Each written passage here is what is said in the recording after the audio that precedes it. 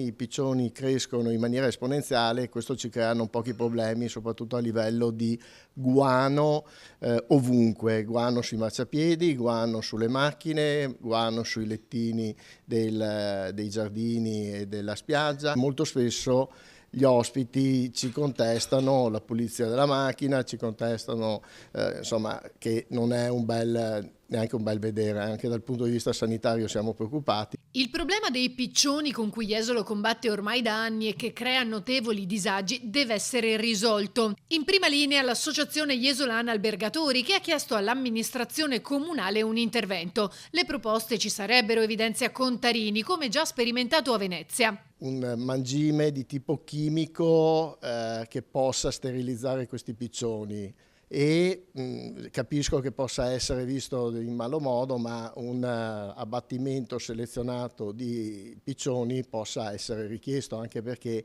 ripeto, stanno crescendo in maniera forte, crescono esponenzialmente ed è un problema che spesso sottovalutiamo o facciamo finta che non esista, però se ci rivolgiamo agli albergatori ma anche ai campeggiatori stessi vedremo che è un problema molto molto sentito. Altre soluzioni non esistono, abbiamo provato con i falchi, ma i falchi non fanno altro che spostare da destra a sinistra le colonie di piccioni, abbiamo provato con aromi forti, naftalina, peperoncino e quant'altro, abbiamo provato con le strisce luminescenti, abbiamo provato con i falchi finti. Questo soprattutto alla luce dei numeri già positivi che si stanno registrando nella località balneare e dell'avvio della stagione estiva. Un'occupazione alberghiera che ha rasentato il sold out, quasi il 100% negli alberghi che erano aperti, tutti molto contenti, non solo gli albergatori ma sicuramente anche ristoratori, negozianti in genere, perché la località è